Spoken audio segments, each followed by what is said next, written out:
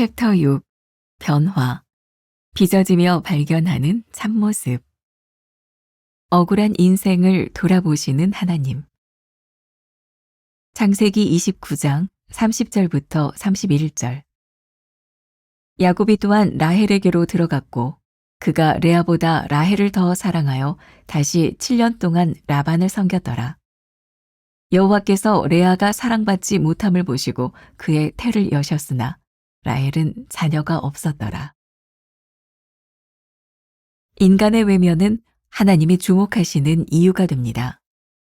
야곱이 라헬을 더 사랑하여 레아를 외면했을 때 성경은 여호와께서 레아가 사랑받지 못함을 보시고 그의 태를 여셨다고 기록합니다. 억울함과 소외감은 우리가 피하고 싶은 감정이지만 하나님은 우리가 소홀히 여김을 당하는 그 자리에 관심을 가지고 찾아오십니다. 하나님은 레아의 아픔을 헤아려 주셨습니다. 억울한 인생일지라도 하나님은 그를 외면하지 않으십니다. 문제가 해결되지 않아도 하나님을 찾는 것이 복된 삶입니다. 레아는 첫 아들 르우벤을 낳고 남편의 사랑을 기대했지만 여전히 외면당했습니다. 이어서 둘째 아들을 낳으면서는 자신의 신음을 하나님이 들으셨다는 하소연을 시므온이라는 이름에 담았고 셋째 아들 레위를 낳으면서 이름 뜻대로 남편과의 연합을 간절히 바랐습니다. 그러나 하나님의 은혜를 입었음에도 남편의 마음은 여전히 돌처럼 굳어 있었습니다. 이처럼 하나님의 은혜를 입었어도 아직 해결되지 않는 문제들이 존재합니다. 그러나 탄식을 넘어 하나님을 찬양하니 비로소 삶의 초점이 바뀝니다. 레아는 넷째 아들 유다를 낳고 더 이상 남편의 인정에 목매지 않고 하나님을 찬양하겠다고 고백합니다. 삶의 초점이 바뀌었습니다. 그녀를 억울하게 한 야곱에게서 그녀의 억울함을 어루만져 주시는 하나님께로 완전히 옮겨간 것입니다. 하나님에게는 놀라운 계획이 있으셨습니다. 레아의 후손을 통해 다윗 왕가를 세우실 것입니다. 하나님은 억울한 인생에 찾아오시는 분입니다. 그러므로 억울함에 주저앉지 말고 주님께 목 놓아 부르짖으십시오. 억울한 순간에도 하나님이 나를 주목하심을 믿고 고백합니까? 인생의 문제가 당장 해결되지 않더라도 하나님을 계속 신뢰합니까? 어떤 상황에서도 하나님을 찬양함으로써 삶의 초점을 하나님께 고정합니까? 오늘은 150번째 억울한 인생을 돌아보시는 하나님에 대한 이야기를 나누어 보려고 합니다. 어제 잠깐 서론적으로 여러분들에게 말씀드린 것처럼 이번 변화한 말씀 시리즈의 주인공은 야곱, 레아, 라헬입니다. 오늘 말씀의 제목은 억울한 인생을 돌아보시는 하나님이에요. 또 여러분들에게 그런 질문을 한번 던져보고 싶어요. 여러분들은 억울하세요? 안 억울하세요? 어떤 사람은 나는 별로 억울한 거 없어. 이렇게 이야기하는 사람도 있겠지만 많은 사람들이 난 진짜 억울해. 이건 진짜 unfair한 일이야. 하나님이 살아계시다면 어떻게 이런 일이 일어날 수 있어? 그런 억울함에 대한 아픈 마음을 가지고 있는 사람도 많을 것 같아요. 그래서 오늘 말씀은 어쩌면 많은 이들에게 필요한 말씀이 되지 않을까라는 생각이 들어요. 억울함이라고 하는 관계는 인과관계로 잘 설명되지 않을 때 우리들에게 찾아오죠. 마치 우리들의 삶이 수학 공식에 이렇게 대입하면 이런 결과가 나온다. 그게 분명하면 그렇게 억울할 것 같지는 않아요. 그래. 내가 잘못했으니까 이런 벌을 받는 거야. 내가 이 정도 선함이 있으니 나에게 이런 좋은 결과가 다가오는 거야. 억울함은 인과관계로 설명되지 않을 때 우리들에게 일어나는 감정이죠. 그런데 꼭 인과관계뿐만 아니라 우리들 속에 주관적으로 일어나는 불만족스러운 상황들 생각을 해볼까요? 아마 오늘 여러분들 중에 누군가 몸이 아파서 병원에 가는 사람이 있을지 몰라요. 하나님, 다른 사람은 안 그런데 왜 왜 나에게만 이런 병을 주셔서 내가 이렇게 병원 신세를 져야 되는 사람이 되어야 될까요? 또 우리나라가 그렇게 넓은 땅은 아니지만 아마 이제 이 6월, 7월 요 시즌에는 장마가 오기도 하고 태풍이 오기도 하고 참 신기하잖아요. 그렇게 폭우가 쏟아지는데 어떤 곳은 홍수로 피해를 보지만 어떤 곳은 말짱한 경우도 있어요. 하나님, 왜 하필 우리 지역만, 우리가 사는 곳만 이런 어려움을 당하게 되나요? 중요한 것은 이 억울한 감정은 우리들에게 잘 찾아오지만 이 반대의 감정은 우리들이 그렇게 표현하려고 하지 않는다는 거죠. 하나님, 나만 안 아파요. 불공평해요. 하나님, 우리 지역만 쨍쨍해요. 너무너무 만족해요. 뭐 이런 걸 가지고 심각하게 하나님께 따지는 사람은 없다고 하는 거예요. 억울함. 우리들의 삶에 불가항력적으로 찾아와서 우리를 어렵게 하는 이 감정들. 이 감정들이 우리들에게 얼마나 많은지 몰라요. 여러분들 제목만 먼저 한번 살펴봅시다. 인간의 외면은 하나님이 주목하시는 이유가 됩니다. 오늘 이렇게 말씀에 야곱이 라헬을 더 사랑하여 레아를 외면했을 때 성경은 여호와께서 레아가 사랑받지 못함을 보시고 그의 태를 여셨다. 잘 아시는 얘기죠. 야곱이 그의 삼촌의 집 라반에서 노예처럼 일하며 사랑하는 여인을 얻으려고 했던 라헬. 그런데 그 외삼촌은 라헬을 야곱에게 아내로 주기 전에 아무 상관없는 그의 언니 레아를 아내로 주죠. 야곱이 사랑할 수 없는 상황이었을 것 같아요. 왜? 야곱이 사랑하는 여인은 라헬이었으니까. 그것으로 인하여 어떤 이유이든 시집을 왔던 레아는 불행했어요. 억울했어요. 나는 아내로서 이런 사랑을 받지 못한다고 하는 일. 자, 우리가 또 하나 주목해야 될 일. 성경에서 우리는 야곱에 대한 이야기와 야곱의 아들 요셉에 대한 이야기를 하면서 라헬이라고 하는 여인, 야곱이 라헬을 사랑하여 요셉을 낳으니까 주로 이 역사의 중심지대를 지나가는 것은 야곱과 라헬과 요셉이에요. 그래서 라헬에 많이 주목하지만 저는 이 성경을 보면서 깨닫게 되는 게 하나님은 야곱에게 사랑받았던 라헬이 아니라 사랑받지 못했던 억울한 여인 레아에 대한 관심이 굉장히 많으셨던 걸 보게 돼요. 그래서 사람에게 사랑받지 못한 레아를 돌아보신 하나님의 이야기. 이게 억울한 인생을 돌아보시는 하나님의 이야기예요. 그래서 오늘 말씀 나누는 여러분들 누군가에게 정말 소망이 될 수 있는 이야기가 있다. 사람들이 나를 돌보지 않지만 하나님은 나를 돌보시고 레아를 돌보셨던 하나님께서는 오늘 우리도 돌보신다는 이 사실에서 억울한 인생을 돌아보시는 하나님의 이야기를 우리들이 보았으면 좋겠다. 두 번째 문단에 문제가 해결되지 않아도 하나님을 찾는 것이 복된 삶입니다. 하나님이 레아를 돌아보셨어요. 그래서도 우리가 잘 알고 있는 하나님은 야곱과 라헬을 통해서 자식을 먼저 주신 것이 아니라 억울함을 느끼고 있는 그 레아를 통해서 하나님이 12지파 중에 첫 번째 4명의 아들을 하나님께서 주세요. 첫 번째 루벤, 그 다음에 시므온, 레위, 유다. 요 정도는 좀 알아도 될 것 같죠? 루벤, 시므온, 레위, 유다. 여러분들 그런 거 생각해 보셨어요? 야곱이 사랑했던 여인 라헬, 그리고 요셉으로 이어지는 이 중요한 족보.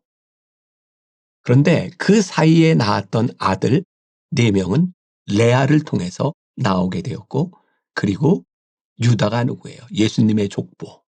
예수님의 족보는 우리들이 흔히 생각하고 있는 야곱과 라헬, 요셉의 구조가 아니라 야곱에게 버림받던, 아니 버림까지는 아니지만 관심 갖지 못했던 억울했던 여인 레아를 통하여 유다 지파가 이어지고 있다는 사실을 생각해 보셨어요?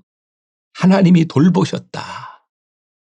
야곱은 신경 쓰지 않았을지 모르지만, 야곱은 외면했을지 모르지만 하나님은 레아를 돌보셨다는 것을 깨닫게 됩니다. 그러나 또 하나 중요한 사실을 발견하게 돼요. 레아, 야곱에게 사랑받지 못해서 억울한 사람이었어요. 그런데 야곱 역시 무지무지하게 억울한 사람이었어요. 둘째 딸 라헬을 사랑했는데 삼촌 라반에게 속아서 7년 동안 더 일해서 아내를 얻었던 라헬, 레아는 사랑하지 않는 여인이었어요. 야곱의 인생의 이 14년이 얼마나 억울하고 힘든 일이었겠어요. 그런데 야곱의 사랑을 받았던 라헬도 억울하긴 마찬가지예요. 남편의 사랑을 받았지만 사랑받지 못한 여인 언니 레아를 통해서는 아들을 4씩이나 주셨으나 하나님이 자기에게는 자식을 주지 않았으니 얼마나 억울한 일이었겠어요. 그러고 보니까 모두가 다 억울한 사람들이에요. 오늘부터 우리가 나누게 되는 이야기 가운데서 이 억울한 사람 모두를 하나님께서 어떻게 돌보아 주시는지 그 이야기들을 우리가 배우게 된다면 오늘부터 우리들이 기대하는 이야기가 있겠죠. 아, 억울한 내 인생에도 하나님의 손길이 닿겠구나. 자, 오늘은 여기 둘째 문단에 나오는 4명의 이름에 한번 우리가 주목해 봅시다. 루벤, 첫 번째 아들을 쳤어요. 이름을 이렇게 했죠. 보라, 아들이라. 레아가 너무 자랑스러운 거예요.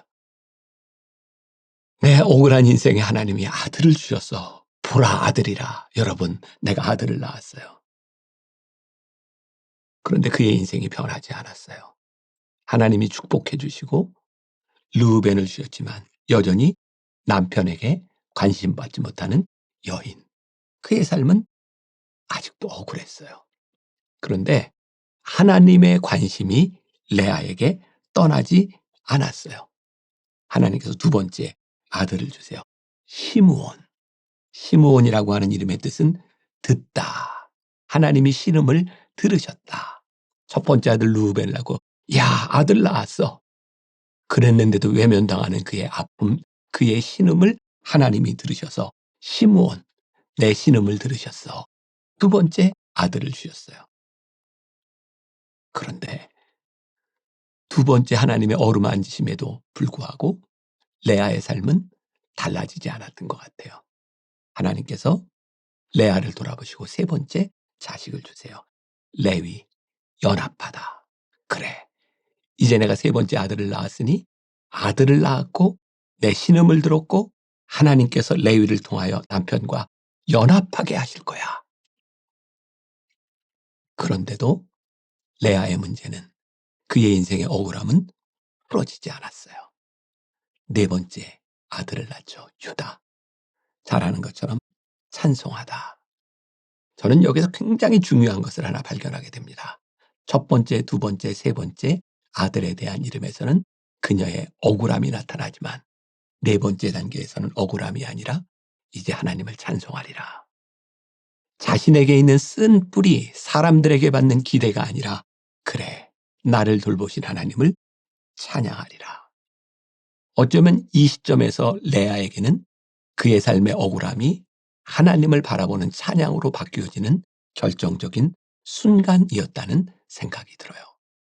사랑하는 여러분, 우리의 억울함이 해결되지 않을 때, 해결되지 않는 이유, 우리의 기대가 채워지지 않을 때, 우리를 돌보시는 하나님을 찬양하는 유다. 아, 이제는 내가 하나님을 찬양하리라. 그때 쓴 뿌리가 거쳐지는 믿음의 고백을 할 수 있지 않을까요? 사랑하는 여러분, 오늘 여러분들에게 채워지지 않은 억울함 때문이 아니라 우리를 돌보셨던 하나님으로 인하여 하나님을 찬양하리로다. 유다가 여러분들의 영적 자식으로 태어나는 하루가 되기를 주님의 이름으로 간절히 축원합니다. 기도하겠습니다. 우리의 억울함을 돌보시는 하나님, 우리에게 유다를 허락하신 하나님, 내가 주님을 찬양하리로다. 주님을 찬양하리로다. 억울함에서 찬양으로 바뀌는 인생 되게 하여 주옵소서. 예수님의 이름으로 기도했습니다. 아멘.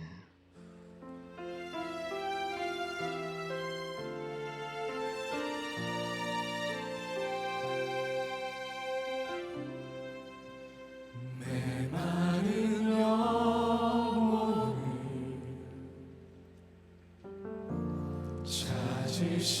찾으시는 음성, 따스한 숨결로 시선으로 내 이름을 부르시네. 시린 세상 속에 홀로 서 있던 나 비로소 느끼네. 그의 손이 항상 나를 붙드셨네. 보이지 않는 손 날 이끄시니 전능자의 능력 하나님의 손길. 내 능력이 아닌 오직 하나님의 능력, 그의 손으로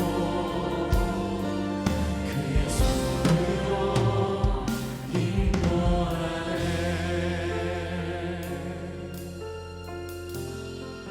메마른 영혼을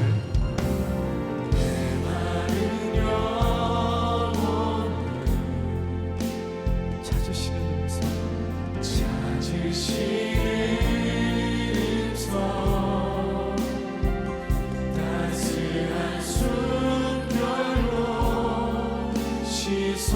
시선으로 내 이름을 부르시네. 시린 세상 속에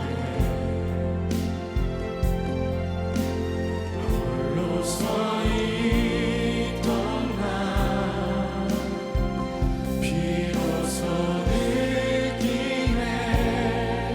그의 손이 항상 나를 붙드셨네. 보이지 않는 손 날 이끄시니 전능자의 능력 하나님의 손길. 내 능력이 아닌 오직 하나님의 능력, 그의 손으로. 다시 한번 보이지 않는 손 분명히 나를 이끄시는 전능자의 능력